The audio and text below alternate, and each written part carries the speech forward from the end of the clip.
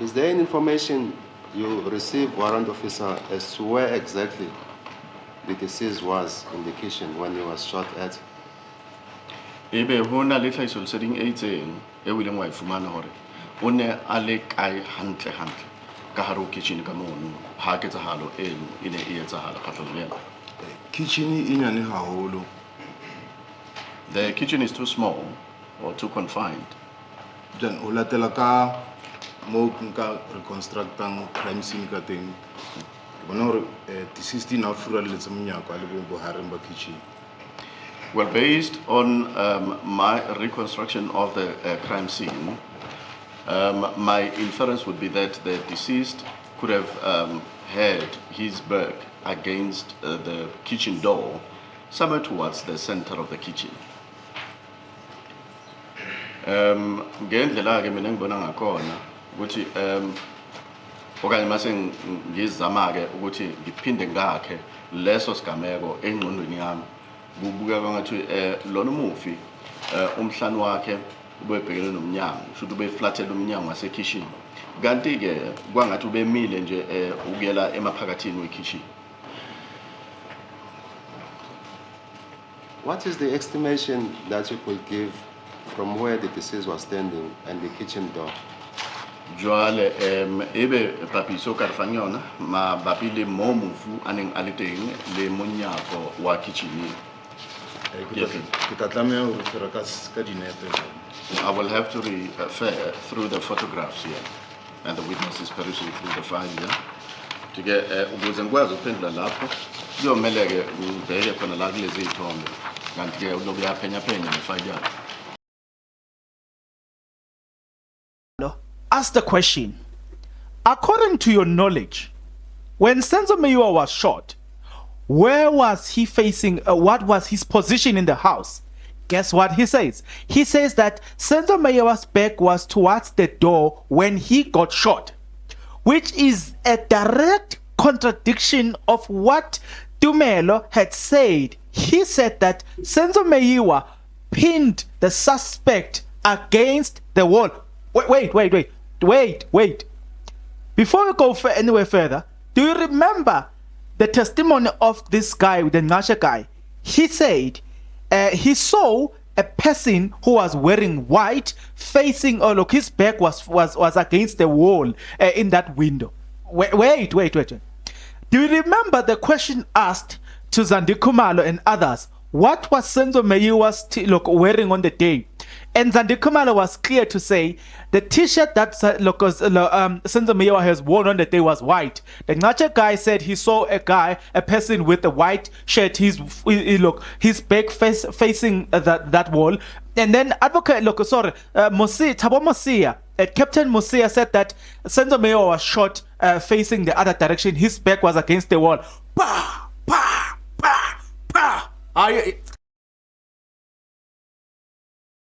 Is there any information you received, warrant officer, as to where exactly the deceased was in the kitchen when he was shot at? Ebe hona le tlhahiso leseding e itseng e wileng wa e fumana hore o ne a le kae hantle ka hare ho kitchen ka mono ha ketsahalo eno e ne e etsahala kgahlano le yena. Kitchen e nyane haholo. The kitchen is too small or too confined. Then o latela ka mo nka reconstructang crime scene ka teng. Ke bona hore deceased na fura le tsa monyako a le bo hareng ba kitchen.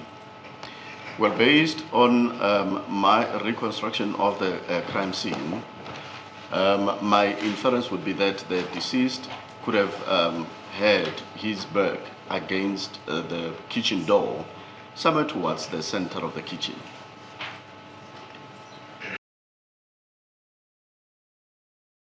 They know with the person who shot Senzo is Longwe Twala. Why would they protect him? Senzo died trying to protect his girlfriend. I went to the DPP's Chauge's office, and he said to me the people who were inside the house were lying. You understand? But why they didn't sign those warrants, I don't know. Why would they protect him, do you think, Siabonga? Why would they protect the people you are saying are guilty for killing Senzo Meyiwa? some people born with a silver spoon in their mouth. It's so unfortunate for Senzo Wuti. He didn't born with a silver spoon in his mouth. Everything that he had, he fought for it. Another banger. Ha. Guys, wait. Let me show you something here. Advocate Tumelo asked the question. According to your knowledge, when Senzo Meyiwa was shot, where was he facing? What was his position in the house? Guess what he says? He says that Senzo Meyiwa's back was towards the door when he got shot, which is a direct contradiction of what Tumelo had said. He said that Senzo Meyiwa pinned the suspect against the wall. Wait. Before we go anywhere further, do you remember the testimony of this guy, the Ngasha guy? He said he saw a person who was wearing white facing, his back was against the wall in that window.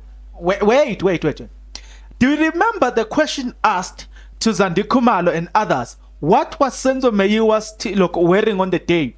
And Zandi Mthoko was clear to say the t-shirt that Senzo Meyiwa has worn on the day was white. The Ngasha guy said he saw a person with a white shirt, his back facing that wall. And then Advocate Mosia, Captain Mosia said that Senzo Meyiwa was shot facing the other direction. His back was against the wall. If you don't get it here, forget about it. If you don't get it, forget about it. Then, if we agree that Senzo Meyiwa was shot in that direction, everything that the Tumelos have told us about this intruder, the scuffle, is a lie. There was no intruder. So, in other words, Mosia has just confirmed that there was no intruder in the house. Right? The stories that we've been told about Senzo Meyiwa fighting with the intruders, it's a lie. If he was shot in that direction, it fits nothing. It means that what the Ngasha has been telling us, that the person that whose back was against the wall is none other than Senzo Meyiwa. And in that case, then you do your analysis. It results into one thing, that Senzo Meyiwa was shot by people in the house. He was fighting against people in the house, not this theory of intruder that never existed. The story keeps giving, guys. Wow! But before we get into more of this, guys, you need to do me one favor, and that one favor is that you subscribe, you like the video, and you do comment in the comment section below. To those guys that are not yet subscribed, guys, you need to become members of this, members into this. You need to become a tribe. Everybody that is a member here is now called a tribe. To those that will join and become a member of this YouTube channel, when they comment, there will be stickers next to their comment that shows that, okay, this person is a member. So I'm thinking that we need now to prioritize members when we reply to the comments, and then we'll end by those that are not members to get a point. But the priority will now be given to the members. Next, if you are a member, if you join and become a member of this YouTube channel from as little as 20 rand, there's going to be a sticker next to you that indicates that. But yeah, even to those that are not members, we'll still reply to their comments. You guys will keep them coming. So guys, you need to watch this video till the end, please. You need to watch the ads that are coming in between. That's the best way possible. That's the best possible way you can contribute to this YouTube channel. Number 3, you guys, you need to like the video. Get this video to 1,000 likes. It's going to help the algorithm to promote and get it to more people, so we can have more members into this tribe. You know what I'm saying? Welcome to SA Infotainment Podcast. My name is Bongan Masugu. And this, all of us here, we are the tribe. Join us as we take this journey today. We are now focusing on the journey, the cross-examination that was done by Advocate Tumelo. What a job. Job done. You know, we are able to see there good. But yeah, let's start with Mnisi. Mnisi, the reason I'm including Mnisi whilst we are talking about Advocate Nxumalo's cross-examination is because he asked very few questions. They are very important, but he asked these questions. I mean, so when you conducted the investigation the first time, what stopped you from using your hands? Mosia Uta, I focused on the door thinking bullet may have fallen in between, which is fair, okay? I was like, no, you're fair. Then Mnisi, you never thought it could have fallen elsewhere. Mnisi says, it didn't cross my mind. I was like, okay. So Mnisi, you were able to you look. Will you be able to tell to tell that the point will you be able to tell that what point was the gun used? Mnisi says, I couldn't have been able to conduct that that at the time, but I made in instances, you understand?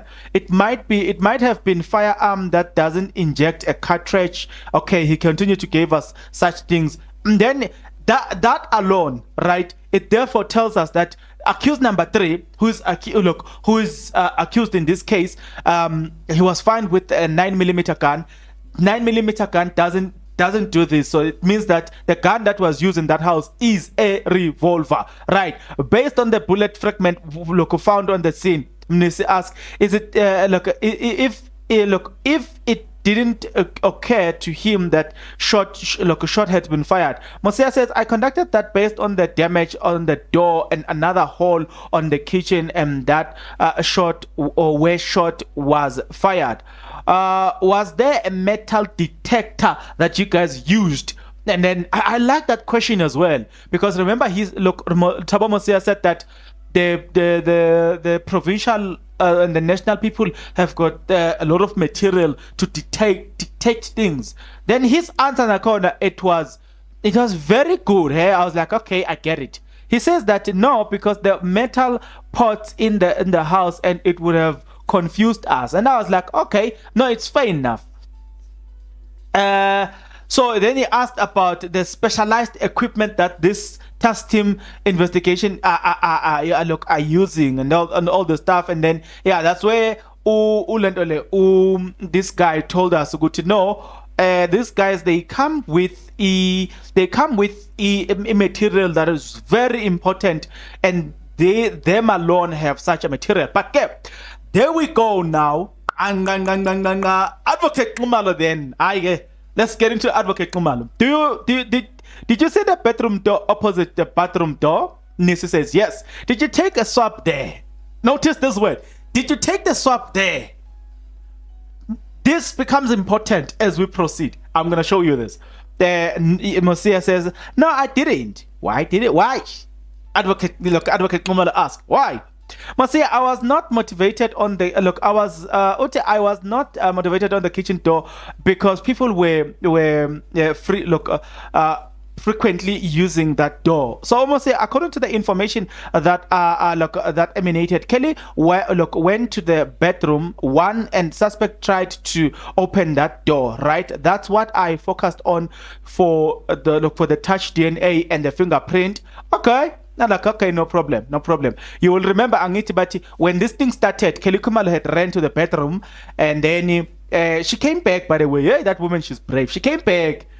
So as she went to the bedroom, we were told that the other intruder was trying to open the door. So Mosia says, no, that's where my focus was, to maybe get a touch fingerprint. I was like, okay. The second bedroom near the bathroom, there isn't any information pertaining to that bedroom. So that's why maybe he wouldn't even want to pay attention to that door. Then Mosia says he is now getting confused. He now got confused about the swap and all the stuff.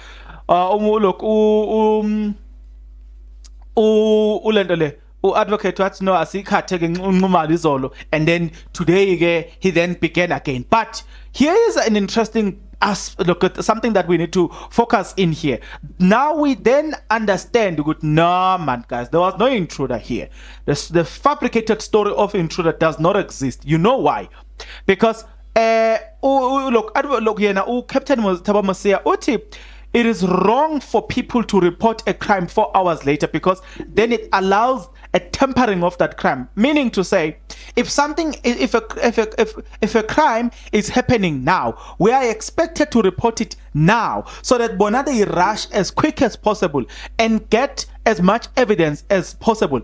But once that, if we give it time, and then what it does, it allows the tempering of that crime. In Senzo Mayowa's case, this is what it does. Oh, this is where again I'm trying to show you something. To those that are trying to persuade us to believe that the Tumelos are not guilty, they couldn't call the ambulance, they couldn't call the police. They were able to call their brother, who is now suspected to be a cop, and then only to find that a crime scene has been tampered with. On top of that, they were able to call Chico. All these people that they were able to call has got nothing to do or whatsoever with the law, you know, in terms of being the one conducting everything and doing investigation. They were not interested to call people that will come there and do what's necessary to capture everything. And for that reason, I am led to believe that they have something to answer for. I don't trust these people at all. Everybody that was in that house, I don't trust them. Tumelo, Thokozisi, Longwe, Zandi Khumalo, Kelly Khumalo, and Makhumalo. I don't trust all of those people. All of them couldn't call the police, couldn't call the ambulance. Now we are in this situation where a crime scene has been tampered with deliberately because of them. Now we're supposed to believe these people otherwise. No, I'm not gonna do that. Never, never. Over my dead body. Now, it's the issue of blood that came out during this cross-examination that we will look that we will need to check. You know what I'm saying? Somebody was saying, I'm not. Look, I may not follow this court case daily, but every time I get a chance, I somehow feel this judge is deliberately directing this case somewhere. Perhaps he already know what happened. He is just there to facilitate the process. What's your take about that comment? Because it could be. Yeah, that's what I'm saying. At this moment, I'm not sure as to what is exactly happening. You know what I'm saying? But now the judge, at some point, he could be seen harsh towards the defense. You know what I'm saying? Maybe it's because he was a lawyer himself. I don't know. Maybe he sees that, okay, if they are doing this, they might hammer this. I don't know. You know what I'm saying? But sometimes, man, what is the look? What was it? A pot of blood, or it was a spot of blood? Meaning, how much blood was there? You know what I'm saying? It was a smaller droplet of blood. The other question that you need to ask right there, that's how Mosia says. The question that you need to ask there is, when a person is shot, how much blood are you most likely to get? You know what I'm saying?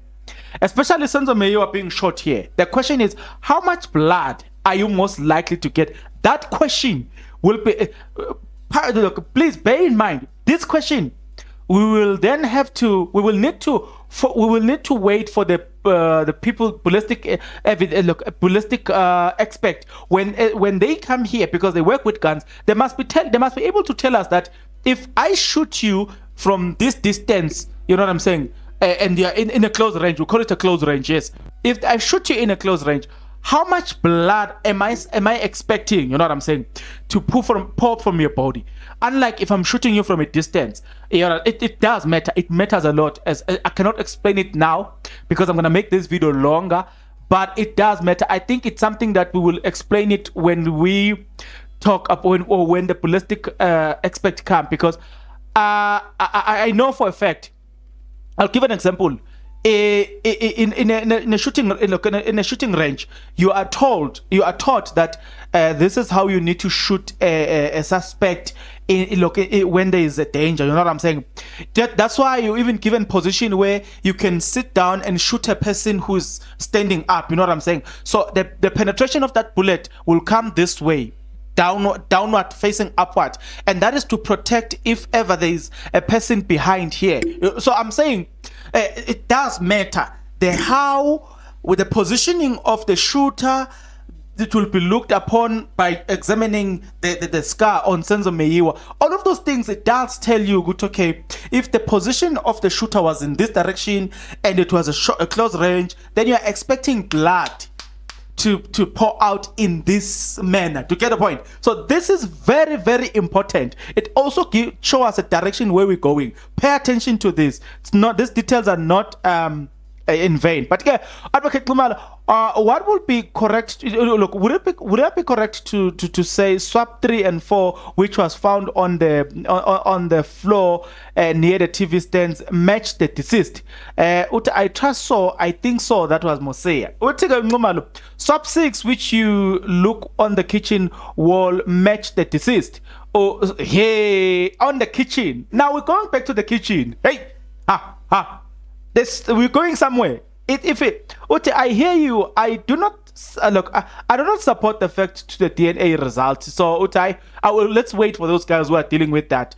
So if ever Nakona, his blood is found in the kitchen, then it clearly sustained that there was no intruder in the house. The person that was shot there. Hey guys, let me leave it there for now. Let's wait for the ballistic expert, because something is coming up. The DNA guys, something is coming up here. You know what I'm saying? Advocate Tumelo, while you were at the crime scene, did you get any info about where the deceased was when he was shot? Listen. We're going somewhere here again. Mosia Utim, based on the information, an incident transpired in the kitchen. The exhibit also led me to that. No problem. We said no problem. Tumelo, did you receive any info where exactly he was in the kitchen when he was shot? Come. We are feasting now. We are eating now. Come. Mosia said, the kitchen is too confined.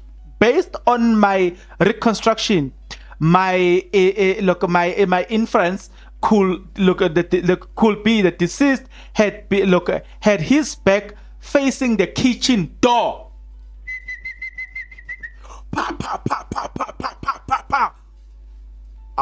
If you don't get it, forget about it. If you don't get it, forget about it.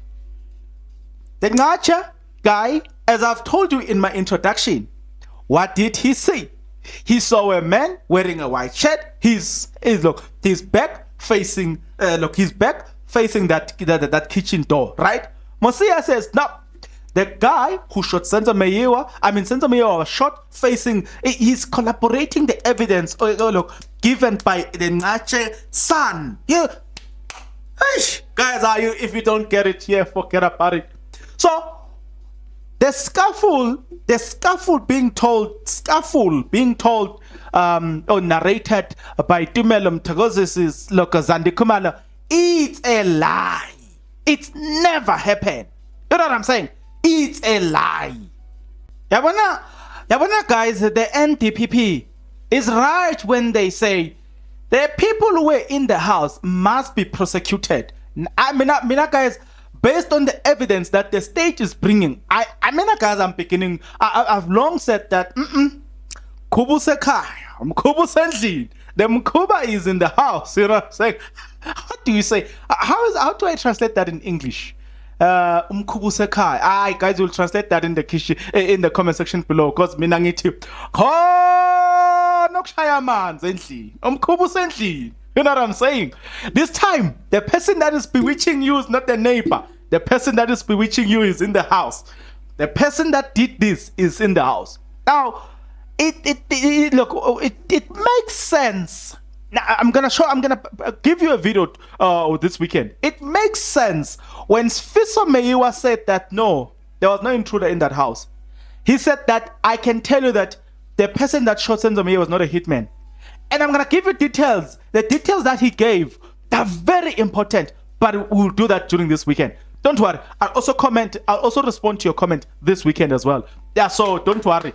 Let's get into this one. Tumelo, from where the deceased was standing in the door, what will be the distance be, right? So the state says no, we are objecting that because wait a minute, this guy is not it's not an expect. So then expect then must come and explain that. No problem. Nomalo says, did you find a blood spot by the door? Mosia says, nope.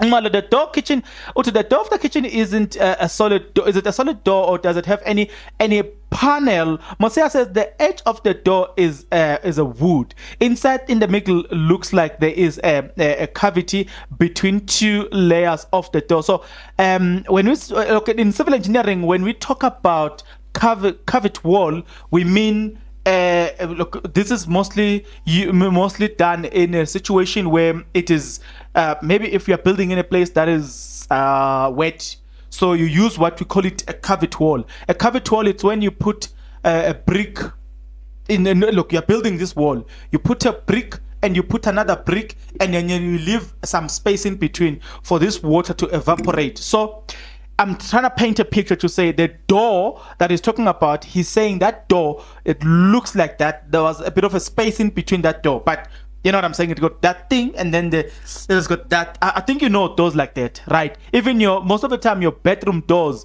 they've got this thing, and in between they are covered by something that is soft just to give this door a shape. But what covers the door in between, it's usually not strong. You know what I'm saying? So now that you get the picture, it also tells you about the type of bullet that might have penetrated there. You know, all those things, né? Because this information that I've just gave you is very important in understanding also the penetration of the bullet. By the way, speaking about the penetration of the bullet, we're going to talk about it on a look. I think I need to bring my books from Pretoria. I don't know how I wish the expert must testify before I can bring my books in Pretoria, because the books tells you that, okay, if it's a close range, if you're shooting somebody in a close range, it is most likely to damage 1, 2, and 3. You know what I'm saying? The bullet will hit the suspect or the object, and then it comes out, and then it hits the other side, or things like that. I'm not an expert. I'm a person that has just gone to the school, firearm schools. I've done some multiples of shooting range, in school, legal schools, by the way. Yeah, so I have the books. So we'll go through those books together. Ngumalo, is there a reason that made you not swap in the inner door handle, right? Mosia says, when I do the swap, I follow the movement of the suspect, how far they went in a particular area. Which Nakon, I was like, okay, Mosia, I understand you. So, on the following morning, when you went back, did you check? Mosia says, given the fact that you had a secondary assistant, when we were able to trace the movement of the bullet, and thereafter, we didn't continue. Right. Advocate Ngumalo, yesterday you said there was no bullet lodged in the hole. Mosia says, yesterday I explained upon my investigation given I didn't see any exit that is possible. Bullet could have fallen in the door. Do you remember what I've just explained? To say, if it's a covered door, it means that there's a space here. So if a person is shot and then you are looking at on the outside and you can't find the bullet, but on the inside you see the exit, the bullet hole, it means that the bullet must be in between. Do you see the point? Now you understand me defining the cavity wall, that how it works. Guys, you must pay, man. You must pay, guys. You must pay. Now you must pay. Joking. So the bullet might have fallen in between here. Do you get a point? It might be because there's something here, and then here is a wall. So the bullet might have been here, because here you can't see the exit of the bullet, but here you can see the entrance of the bullet. Do you see the point? Ngumalo, you told this court you were a forensic investigator. Ngumalo says, I am a crime scene attendant. Okay, so I'm not a crime scene investigator. Okay. What are the duties duties of a crime scene attendant? Mosia says, such exhibit, document them as photos, document the scene, compile evidence, and transport it, present the evidence before the court, which is clear. Now, we need to get into this one, right? Let me repeat the question asked here. What are the duties then of a scene attendant? Mosia says, it is to search exhibit, document them as crimes, document them as photos.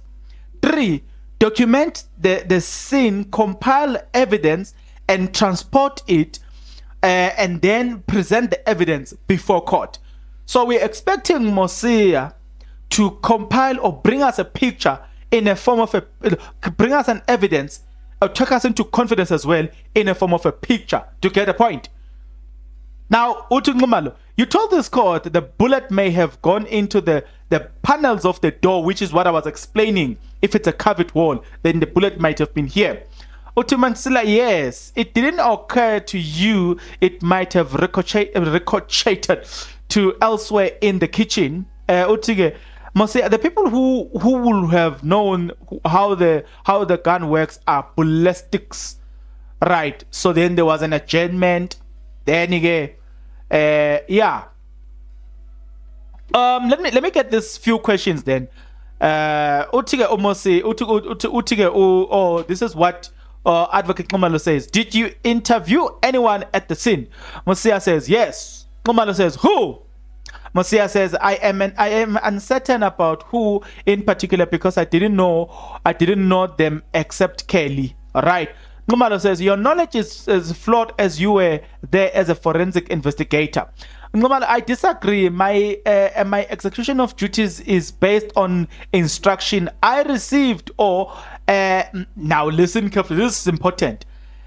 Now, let me repeat this one. I disagree. I disagree. My execution of duties is based on instruction I received or areas I was told to cover. So somebody then needs to instruct or Captain Mosia as to do this here, do this here, do this here, do this here.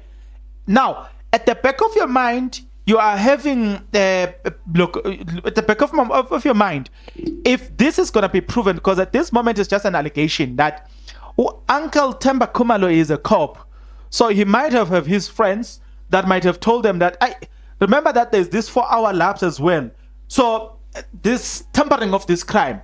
So the person that might have directed Mosia might have said no, might have directed him where he will not find an evidence. You know what I'm saying? I don't know. Probably I don't know. Probably I'm over myself. I don't know, but I'm telling you, I'm thinking about this. Like, I can't. So you wait for people to direct you. I can't. Let me leave this one. Like, I can't. Let's continue. Okay, Advocate Tumelo, the sub 5 and 6 you took from the kitchen wall, says Mosia. Yes, where exactly? At the edge that leads to the passage from the kitchen. No problem. Do you see the bedroom opposite there? Look, did you see the bedroom opposite? Did you take the swab there? Yeah, I did not take the swab based on certain reasons. What are those reasons? What are those reasons? There's another aspect as well, which is somehow I felt it was fair, you know what I'm saying, to say, when asked about this, to say, Mosia then, look, when asked about treating this crime scene, did you treat these people as suspect, or you treated them, the Khumalos, did you treat them as suspect, or you treated them as victims? And then Mosia admit that the people in the house, in the house with Meyiwa, were considered victims, not suspect in the time of the investigation. He says it didn't occur to him they could be suspect here. Hence no gunpowder residue tested were done on them. But even then, I have a problem here with him, because I have a problem. Because remember the question that the judge asked. The judge asked the question to say, wait a minute, wait. This is a confined space, right? We all agree. If this is a confined space, hey, my English data, guys. We are a native speaking English, so we are not a first English speaking country. So we borrowed data from England, USA. We borrowed data from Australia. English data we borrow from you guys. I know there are people from UK, Australia, USA in my channel. We borrowed English data from you guys. So it runs away. I don't know how you do. You take my data, my English data. Nevertheless, so I have a very, very serious problem with the fact that having listened to the question asked by the judge, when the judge asked the question, there was an explosion because a firearm has been or a firearm has been discharged, a shot has been fired. So there's a sort of an explosion. Evidence could be found in these people. Why are people not tested? You know what I'm saying? People's clothing must have been tested, and things ought to have been done in these people, but nothing was done at all. It doesn't give me peace. I'm a man, I'm born under sin, subject to correction, but it doesn't give me peace. I think even if these people were just victims, you should have just do a thorough investigation, finding any piece. You are not necessarily investigating them. You are investigating the intruders, but trying to find evidence. For instance, if a person is has been violated, a woman has been violated, that word R, and I'm saying RAPE. They will do some certain test in that woman that will link back the suspect. Remember, the woman at that time, she is a victim. So you do investigation in the victim herself so that you can find evidence leading to the suspect. So if you're gonna give me a reason that says you didn't do it because these were victims, I don't get it. You know what I'm saying? I don't get it. You were not investigating them, but you were trying to find evidence that will link back to the suspect. Follow my logic. Maybe. Just maybe. I don't have a problem with you guys disagreeing with me in the comment section below. I don't have a problem. So if my logic doesn't make sense, then please tell me. I only have a problem with people that disrespect me. Then we have a serious problem again. But if you disagree with me respectfully, actually it is allowed in this channel to disagree respectfully. Only respectfully. Then you can say whatever you want. So there's this issue again. I came across this comment as well. Let's read this comment. Zandi Mthoko opened a can of worm with that Themba Khumalo testimony because no one knew the house was left with him to God. Now he needs to come and testify. Again, I think it's not just about the fact that the crime scene was left with him. I think it's more or less like, what did he do as he was left with the crime? Number two, I think it's more or less about his occupation now. Man, if he's a cop, we have a very big problem right now. So now, remember the question that Mosia Magatige, when he said that he follows instruction as to say, take pictures here, take pictures here, take pictures here. The suspect was here. So then the question is, on that crime scene, who was instructing Thabo Mosia to say, take evidence here, do your DNA here? Who was doing that? Because that person might have misled Mosia. Do you see where we're going with this thing? It is very,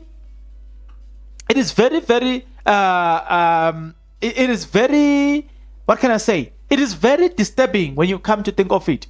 And then I came across a certain comment that I was like, A certain individual says, I am told the hostel isn't far from the house, therefore it would have been a quick, easy to cut and paste evidence. I don't know if you see the depth of this statement. In essence, this person is simply saying, when this thing happened, they just went to the hostel to go there, try and find some evidence. You know what I'm saying? Because obviously a hostel, people have got guns in the hostel. Okay, if you don't know, if you are, to those that are living outside the country, Namibia, I know you are here. Australia is here. USA, they are here. UK, they are here. Countries that I remember, Swaziland is here. I also know that Botswana is here as well. So let me give you a picture. A hostel, you might have an idea. A hostel, obviously, it's those type of rooms that are built where people live together in that place. It's more or less like a place where you just stay there for temporarily. You're not staying there longer. So such a place in South Africa, it usually have people who are original. Most of them, not all. Most of them, they stay. Look, the residents they in are people from KZN. And in KZN, we know for a fact that it's in South Africa, this is the place where shooting occurs on a daily basis. Most people who are residing that place on the KZN have guns. Not all are hitmen. We need to categorically state this. Not all are hitmen. But in terms of shooting that is happening in this country, most of it, if you're looking at on your stats, it is happening in KZN. So the hostels are full of people from KZN. Now you see this thing. And even the 5 accused are from KZN, profiled as hitmen. Do you see the point? And then there's a hostel next to where the incident occurs. So that's why people are saying that might have been cut and paste on those bases. Having taken you through all of this, I want you guys to tell me your opinion about everything that I've just told you, but it really doesn't look good on the Tumelos. It looks like somebody lied to us, and for what reasons, I don't know. I don't know. So now, okay, as we conclude this video, I want you to tell me this now, and I'm gonna remind you this, and then you're gonna have to help me through the conclusion, because I already have my conclusion. Zandi Tumelo tells a story of 2 people that went into the house, one with a gun and one with a knife. Tumelo tells a story of people that got into the house, one with a gun and one with a knife. Tozosi tells a story of 2 people getting into. This is the same people, same story. This incident happening in the same house. Tozosi tells a story of a guy with a gun and a guy with a knife. Then Longwe tells a story of 2 people storming into the same house, one with a gun. Look, this one had a gun and this one had a gun, right? And this incident is happening in same house with same people. You know what I'm saying?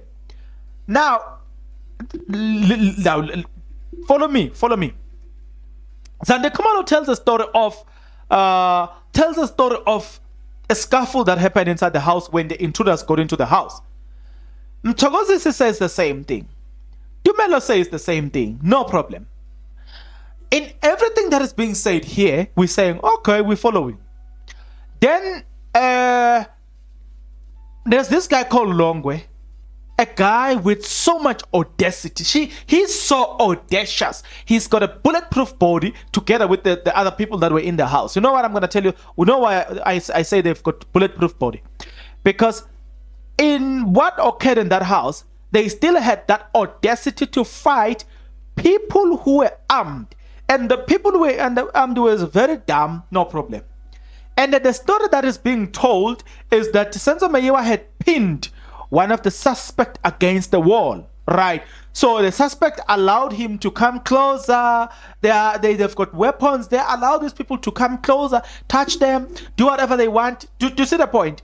The next thing, the state profiles this 5 accused as the people that have got to do with what happened in that house, right? No problem. We're saying no problem. And in their profiling of these people, they profile them as hitmen. We say no problem. But then we also know how hitmen functions. We know that with hitmen, if hitmen storm into your house and they are sent to delete or to expiate or obliterate one's life, and if, for instance, in that house there were 7 people, they were sent to deal with 1 person, as the state wants us to believe. What normally happens, they get into the house and they tell all of you, if they're not there most of the time to finish with everyone, if they are not interested, they're gonna tell everybody that we don't want you, we don't want this person. And usually they don't negotiate. They get there, perhaps maybe they would have asked water, and then they asked the person's name, and then once they get that confirmation, they throw their guns and then they leave. Those are hitmen. Now the state is trying to profile all the accused number 1 to 5 as hitmen, but at the same time, the profile that we are being given here doesn't fit the description of this hitman. Hitmen, guys, they do dirty jobs in this country, and they go to an extreme. You know what I'm saying?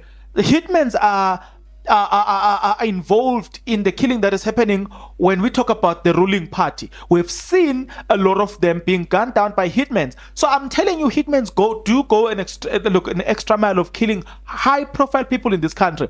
Even when they do that, you usually see by the movement and action good. This was a hitman. You know what I'm saying? It is clear when hitmen get into you, they just get into hit the target, then they leave. Most of the time, hitmen, when you are following stories of hitmen being told where they are from, how they function, and all the stuff, some of them started committing just the other type of crimes. Then they resorted later on to this type of crime because they are saying it is less complicated and all the stuff. Now the state want us to believe that the people that they have are hitmen. Having given you the profile of hitmen, you can go to your Google. In KZN, there's been a lot of people killed for drugs purposes in KZN. We have seen them. You know what I'm saying? We have seen them. We have seen them being killed by those hitmen. We have seen them becoming very much clear that this was not just a battle for drugs. They were just there to obliterate one's lives. We have seen how they look, their agility, their aggressiveness towards such situations.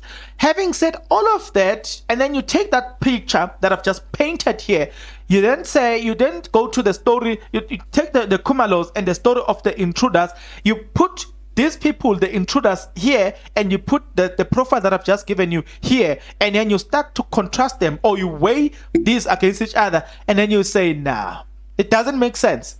Otherwise, then, if you say, if you follow what Zandi Tumelo said, or what others are saying, that this was just a long way, this was just a robbery gone wrong, and then you say, no problem. If this was just a robbery gone wrong, then why are we being told that Mandisa must have been investigated? Do you see the point?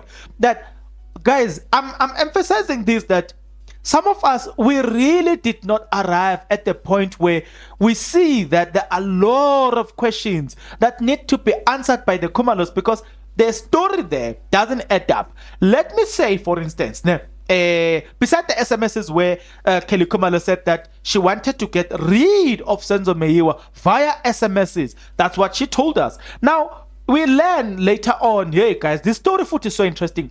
Later on, we then learn that the same lady that wanted to get rid of Senzo Meyiwa via SMSs had been in conversation with accused number 5, who's profiled as a hitman. No problem. They were in conversation via SMSs. Is that a coincidence? I don't know.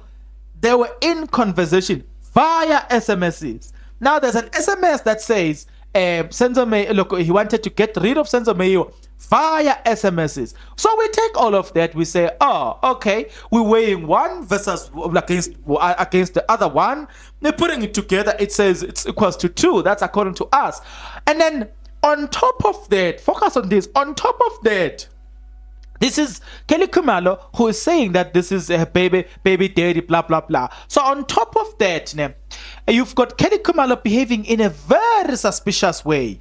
Now, look, at Butsilong, where Senzo Meyiwa was taken to the hospital, which is not even 5 kilometers, not 7 kilometers away, you know what I'm saying, from the place of incident. Kelly Kumalo is there. Police are getting in by the entrance. Kelly Kumalo is already driving out. Police testifies that she was the one that asked them, are you here for this incident? And they said yes. Then she directs them to go and get answers from somebody else. Mind you, I'm showing you something here. Mind you, this Kelly Kumalo that we are talking about here is the girl, number 1, that the person that who has died is her baby daddy, number 1. Number 2, Kelly Kumalo have seen it all. Kelly Kumalo and her mother were there. You know what I'm saying? According to how the story has been told, where other people ran away and these two were left at the crime scene. They knew exactly who killed Senzo. According to the story given by her sisters Zandi Tumelo, Mthoko. These two are key people to know what happened. But here we are seeing Kelly Kumalo getting into seeing police, she doesn't want to tell the police that must then trace the intruders, bring them to book. She is not willing to give any description whatsoever. She's not willing to divulge information to these police. I'm showing you the behavior of Kelly Khumalo here. Maybe I need to do a separate video, because Kelly Khumalo is behaving in a very strange way. I'm gonna do a separate video about Kelly Khumalo alone. Kelly Khumalo's behavior alone. I've never seen a widow that behaves that way. Any person who's looking for justice, if a police van is just driving by, you just want to give as much information as possible because you are looking for justice, but you've got a person that is not willing to communicate with the police. And for some strange reasons, we're supposed to believe God is going to fight for her, as she wrote on Instagram, that God is going to fight for her because, she didn't do it. No problem. We are saying, but your behavior. We've got a problem with your behavior. Your behavior, it's not giving good vibes to us. But again, I'm a man now, born under sin, subject to correction. What I'm going to do a separate video about Kelly Khumalo, because nah. So let's leave it here for today. You and I will meet in the next video. But until the next video, good people, please take care.